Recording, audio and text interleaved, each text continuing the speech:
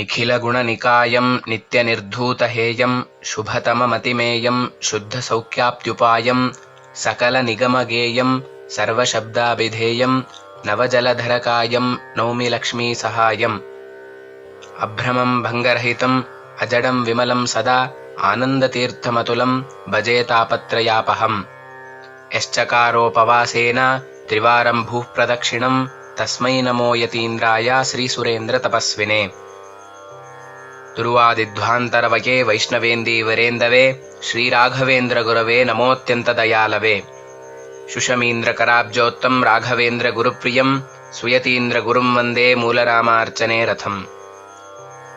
ಅಧುನಾಪೀಠದಲ್ಲಿ ವಿರಾಜಮಾನರಾದಂತಹ ಶ್ರೀ ಶ್ರೀ ಸುಬುಧೇಂದ್ರ ತೀರ್ಥ ಶ್ರೀಪಾದಂಗಳವರ ಪಾದಕಮಲಗಳಲ್ಲಿ ಅನಂತಾನಂತ ದಂಡ ಪ್ರಣಾಮಗಳನ್ನು ಸಲ್ಲಿಸುತ್ತಾ ಇಂದು ಪ್ರಾತಸ್ಮರಣೀಯರಾದ ಶ್ರೀ ಸುರೇಂದ್ರ ತೀರ್ಥರ ಆರಾಧನಾ ಮಹೋತ್ಸವ.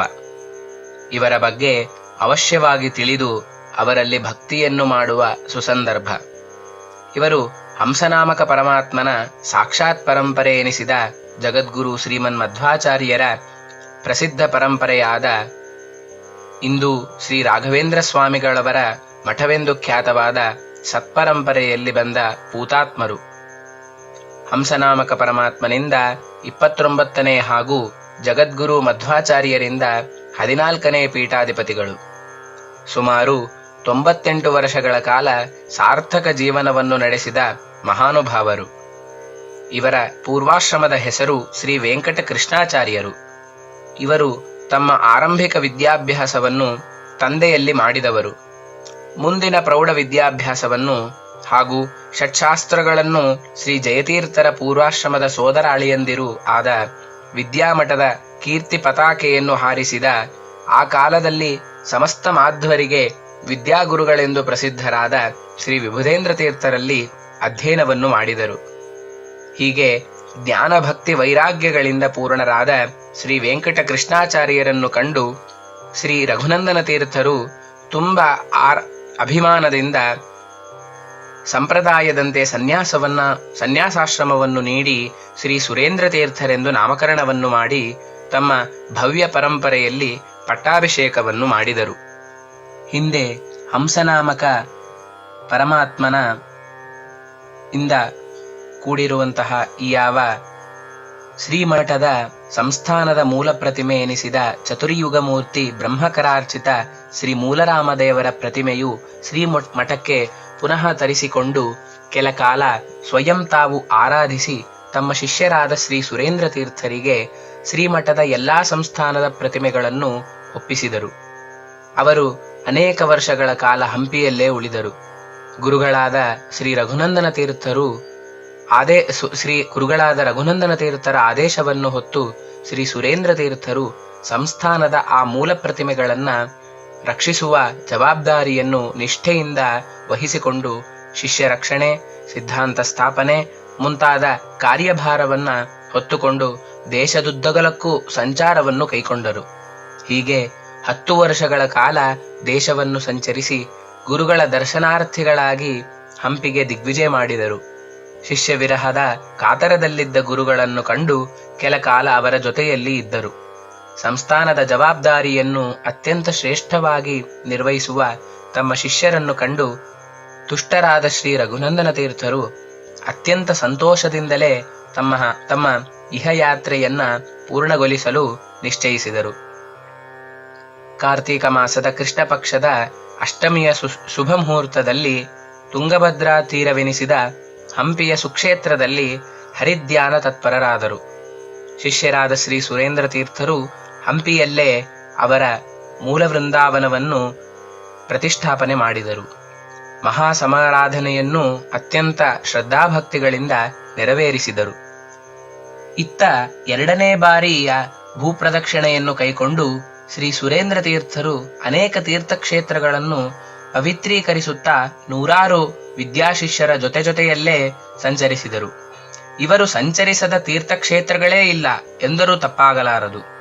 ಹೀಗೆ ಮತ್ತೊಮ್ಮೆ ಭೂಪ್ರದಕ್ಷಿಣೆಯನ್ನು ಪೂರ್ಣಗೊಳಿಸಿ ಕ್ರಿಸ್ತಶಕ 1513ರಲ್ಲಿ ಶ್ರೀ ವಿಜಯನಗರದ ಆಸ್ಥಾನಕ್ಕೆ ಬಂದು ಶ್ರೀ ವಿಜಯವಿಠಲ ದೇವಸ್ಥಾನದ ಹತ್ತಿರದಲ್ಲೇ ಬಿಡಾರವನ್ನು ಹೂಡಿದರು. ಆ ಕಾಲದಲ್ಲಿ ಅಲ್ಲಿಯ ರಾಜನಾದ ರಾಮರಾಯನು ಸುರೇಂದ್ರ ತೀರ್ಥರನ್ನು ಆದರದಿಂದ ಸ್ವಾಗತಿಸಿ ತನ್ನ ಸಾಮ್ರಾಜ್ಯದ ಆತಿಥ್ಯವನ್ನು ನೀಡಿದನು. ಅದೇ ಸಂದರ್ಭಕ್ಕೆ ರಾಮನವಮಿಯು ಒದಗಿ ಬಂದದ್ದು ವಿಶೇಷವೇ ಆಗಿತ್ತು. ಶ್ರೀ ಮೂಲರಾಮದೇವರ ಮಹಾಭಿಷೇಕವೂ ಶ್ರೀ ರಾಮನವಮಿಯ ಮಹೋತ್ಸವವೂ ನಮ್ಮ ಈ ಕ್ಷೇತ್ರದಲ್ಲೇ ಆಗಲೆಂದು ಮಹಾರಾಜನು ಪ್ರಾರ್ಥಿಸಿದನು. ಆಗ ಅವನ ಪ್ರಾರ್ಥನೆಗೆ ಓಗೊಟ್ಟು ಅಲ್ಲೇ ಶ್ರೀ ರಾಮನವಮಿಯ ಮಹಾಭಿಷೇಕವನ್ನು ನೆರವೇರಿಸಿದರು. ಈ ಸಂದರ್ಭದಲ್ಲಿ ಮಹಾರಾಜನು ಅನೇಕ ಗ್ರಾಮ ಭೂಮಿ ಕಾಣೆಗಳನ್ನ ದಾನವಾಗಿ ನೀಡಿದನು.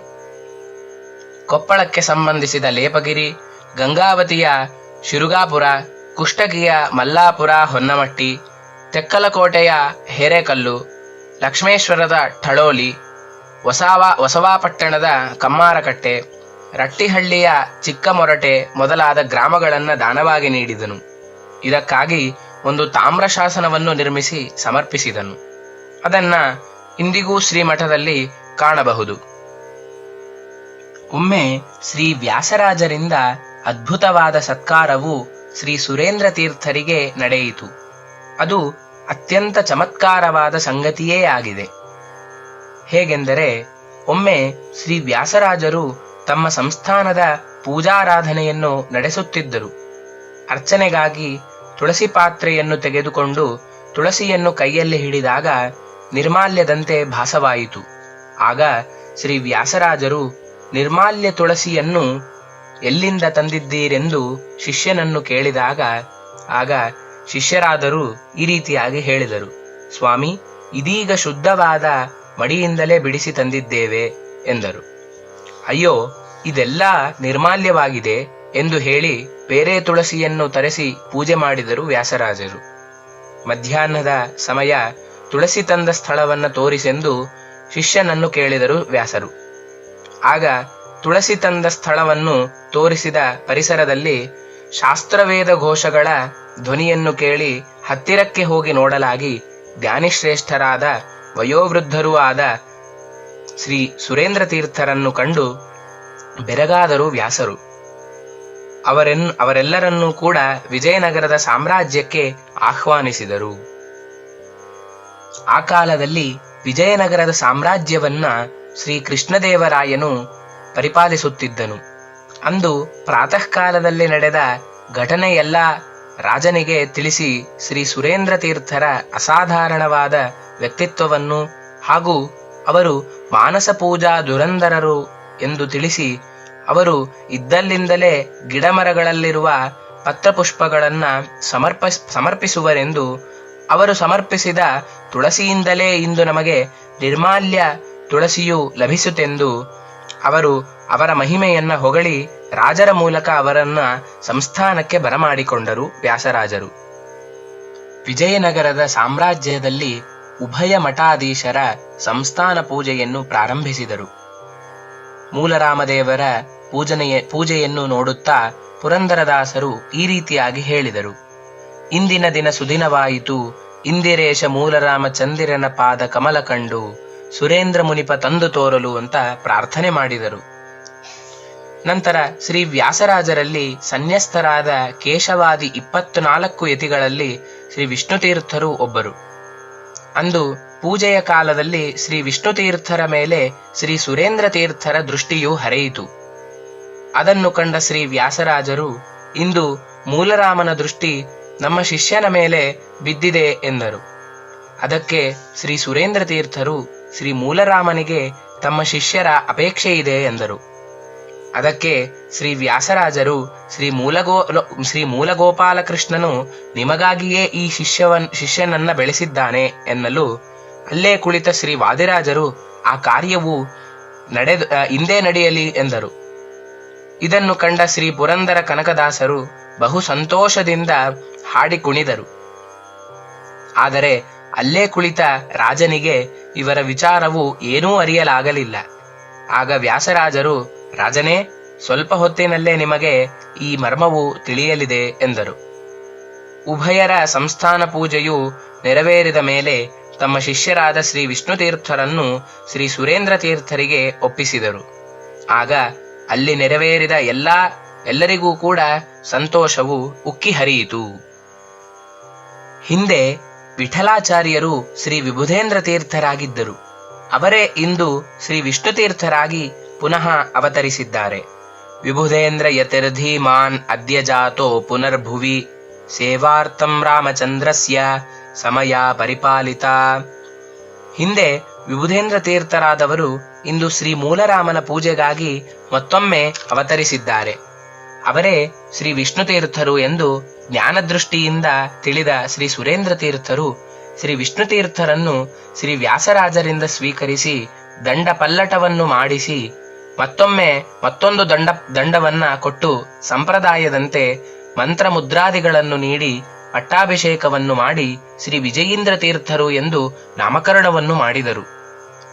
ಸುರೇಂದ್ರ ತೀರ್ಥರಾದರೂ ತಾವು ನೀಡಬೇಕಾದ ಸನ್ಯಾಸ ಪರಂಪರೆಗೆ ವಿಚ್ಚೆತ್ತಿ ಬರಬಾರದೆಂದು ತಿಳಿದು ತಮ್ಮ ಪೂರ್ವಾಶ್ರಮದ ಸೋದರಳಿಯಂದಿರಾದ ಲಕ್ಷ್ಮೀನಾರಾಯಣಾಚಾರ್ಯರು ಎಂಬುವರಿಗೆ ಆಶ್ರಮವನ್ನು ನೀಡಿ ಶ್ರೀ ಸುಧೀಂದ್ರ ತೀರ್ಥರೆಂದು ನಾಮಕರಣವನ್ನು ಮಾಡಿ ಶ್ರೀ ವಿಜೀಂದ್ರ ತೀರ್ಥರಿಗೆ ಒಪ್ಪಿಸಿದರು. ಈ ವಿಚಾರವನ್ನು ವಾದೀಂದ್ರ ತೀರ್ಥರು ತಮ್ಮ ಅರ್ಚಾಗತಿ ಕ್ರಮದಲ್ಲಿ ಸುರೇಂದ್ರ ಸಂಪ್ರದಾಯಾಪ್ತಃ ನ್ಯಾಸ ವಿಚ್ಛೇದ ಭೀರುಕಃ ಸುಧೀಂದ್ರಂ ನ್ಯಾಸ ಇತ್ವಾತಂ ವಿಜಯೀಂದ್ರ ಕರೆ ದದೌ ಎಂದಿದ್ದಾರೆ. ಹೀಗೆ ಏಕಕಾಲಕ್ಕೆ 3 ಯತಿಗಳನ್ನು ಪರಂಪರೆಯಲ್ಲಿ ಕಂಡ ಭವ್ಯ ಕಾಲವದು. ಮತ್ತೊಮ್ಮೆ ದೇಶದ ಸಂಚಾರಕ್ಕೆಂದು 2 ಶಿಷ್ಯರನ್ನು ಜೊತೆಗೂಡಿಸಿಕೊಂಡು ಶ್ರೀ ಸುರೇಂದ್ರ ತೀರ್ಥರು ಹೊರಟರು. ಈ ಸಂದರ್ಭದಲ್ಲಿ ಶ್ರೀ ವಿಜಯೀಂದ್ರ ತೀರ್ಥರಾದರೂ ತಮ್ಮ ಶಿಷ್ಯರಾದ ಸುಧೀಂದ್ರ ತೀರ್ಥರಿಗೆ ಸಮಸ್ತ ವಿದ್ಯೆಯನ್ನು ಧಾರೆ ಎರೆದರು. ಹೀಗೆ 3ನೇ ಬಾರಿ ಸಂಚಾರವನ್ನು ಮುಗಿಸಿ ಹಂಪಿಗೆ ದಿಗ್ವಿಜಯ ಮಾಡಿದರು. ತಮ್ಮ ಅವಸಾನದ ಸಮಯವನ್ನು ಅರಿತ ಶ್ರೀ ಸುರೇಂದ್ರ ತೀರ್ಥರು ತಮ್ಮ 72 ವರ್ಷಗಳ ಕಾಲ ದೀರ್ಘವಾದ ಅನುಭವ ಸಾಧನೆ ಇತ್ಯಾದಿಗಳನ್ನ ಉಭಯ ಶಿಷ್ಯರಿಗೆ ಉಪದೇಶಿಸಿ ಮುಂದೆ ಶ್ರೀಮಠಕ್ಕೆ ಮಾಡಬೇಕಾದ ಕರ್ತವ್ಯಾಂಶಗಳನ್ನ ತಿಳಿಸಿ ಪುಷ್ಯ ಮಾಸದ ಶುಕ್ಲ ಪಕ್ಷದ ದ್ವಾದಶಿ ಶುಭ ಮುಹೂರ್ತದಲ್ಲಿ ಹಂಪಿಯಲ್ಲಿಯೇ ಹರಿಧ್ಯಾನ ತತ್ಪರರಾದರು. ಆಗ ಉಭಯ ಶಿಷ್ಯರು ಗುರುಗಳ ವೃಂದಾವನ ಪ್ರತಿಷ್ಠಾಪನೆಯನ್ನು ಮಾಡಿ ಮಹಾಸಮಾರಾಧನೆಯನ್ನು ಕೂಡ ಮಾಡಿದರು. ಆಗ ಶ್ರೀ ವಿಜಯೀಂದ್ರ ತೀರ್ಥರು ಯಶ್ಚಕಾರೋಪವಾಸೇನ ತ್ರಿವಾರಂ ಭೂಃ ಪ್ರದಕ್ಷಿಣಂ ತಸ್ಮೈ ನಮೋ ಯತೀಂದ್ರಾಯ ಶ್ರೀ ಸುರೇಂದ್ರ ತಪಸ್ವಿನೇ ಎಂಬುದಾಗಿ ಚರ್ಮಶ್ಲೋಕವನ್ನು ರಚಿಸಿ ತಮ್ಮ ಗುರುಗಳಿಗೆ ಸಮರ್ಪಿಸಿದರು. ಸುರೇಂದ್ರ ತೀರ್ಥರಾದರೂ ಕೂಡ ಅವರು ಎಷ್ಟು ತಪಸ್ಸಿನಲ್ಲಿ ನಿರತರಾಗಿದ್ದರು ಎಂಬ ವಿಚಾರವನ್ನ ನಾವು ನೋಡೋದಾದರೆ ವಿಜಯೀಂದ್ರ ತೀರ್ಥರು ತಾವು ಬರೆದಂತಹ ಚರ್ಮಶ್ಲೋಕದಲ್ಲಿ ತಪಸ್ವಿನೇ ಎಂಬುದಾಗಿ ಹೇಳಿದ್ದಾರೆ. ಚರ್ಮಶ್ಲೋಕದಲ್ಲಿ ಹೇಳುವಂತಹ ಪ್ರತಿಯೊಂದು ಪದವೂ ಕೂಡ ಅದು ಈ ಸನ್ಯಾಸಿಗಳು ಜೀವನದಲ್ಲಿ ತಾವು ಏನೇನು ಮಾಡಿದ್ದಾರೆ ಎಂಬ ಸಮಗ್ರ ಚಿತ್ರಣವನ್ನ ನಾವು ಚರ್ಮಶ್ಲೋಕದಲ್ಲಿ ನೋಡಬಹುದು. ತಪಸ್ವಿನೇ ಎಂಬುದಾಗಿ ಹೇಳುವ ಮೂಲಕ ತಾವು ತಪಸ್ಸಿನಲ್ಲಿ ಎಷ್ಟು ನಿರತರಾಗಿದ್ದರು ಎಂಬ ವಿಚಾರವನ್ನು ತಿಳಿಸ್ತಾ ಇದ್ದಾರೆ ವಿಜಯೀಂದ್ರ ತೀರ್ಥರು.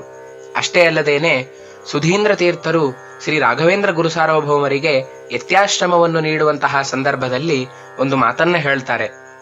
ಶ್ರೀ ಸುರೇಂದ್ರ ವದಯಂ ತಪಸ್ಯಯ ಶ್ರೀ ಜಯೀಂದ್ರ ಯುವ ಕೀರ್ತಿ ಸಂಪದ ವಿಶ್ರುತೋಹಮಿಹ ವಾದ ಸಂಘರೆ ರಾಘವೇಂದ್ರ ಯತಿರಾಟ್ ಸಮೇಧತಾಂ ಎಂಬುದಾಗಿ. ಅಂದರೆ ರಾಯರನ್ನು ಕುರಿತು ಈ ರೀತಿಯಾದಂತಹ ಮಾತನ್ನ ಹೇಳ್ತಾ ಇದ್ದಾರೆ ಸುಧೀಂದ್ರರು. ನೀನು ಸುರೇಂದ್ರರಂತೆ ತಪಸ್ವಿಯಾಗು ಅಂತ. ಅಂದರೆ ಅವರು ಎಷ್ಟು ತಪಸ್ಸಿನಲ್ಲಿ ನಿರತರಾಗಿದ್ದರು ಎಂಬ ವಿಚಾರವನ್ನ ನಾವು ಇಲ್ಲಿ ತಿಳಿಯಬಹುದಾಗಿದೆ. ಈ ರೀತಿಯಾಗಿ ಸುರೇಂದ್ರ ತೀರ್ಥರ ಸಮಗ್ರ ಚರಿತ್ರೆಯನ್ನ ಹೇಳಲು ಅಶಕ್ಯವಾಗಿದ್ದರೂ ಕೂಡ ಅಲ್ಪ ಸ್ವಲ್ಪ ಯತ್ಕಿಂಚಿತ್ ಯಥಾಮತಿಯಾಗಿ ಸುರೇಂದ್ರ ತೀರ್ಥರ ಜೀವನ ಚರಿತ್ರೆಯನ್ನ ಇಲ್ಲಿ ನಾನು ಹೇಳ್ತಾ ಇದ್ದೇನೆ. ಈ ರೀತಿಯಾಗಿ ಹೇಳ್ತಾ ಈ ಉಪನ್ಯಾಸವನ್ನ ಇಲ್ಲಿಗೆ ಮುಗಿಸ್ತಾ ಇದ್ದೇನೆ. ಶ್ರೀಕೃಷ್ಣಾರ್ಪಣಮಸ್ತು.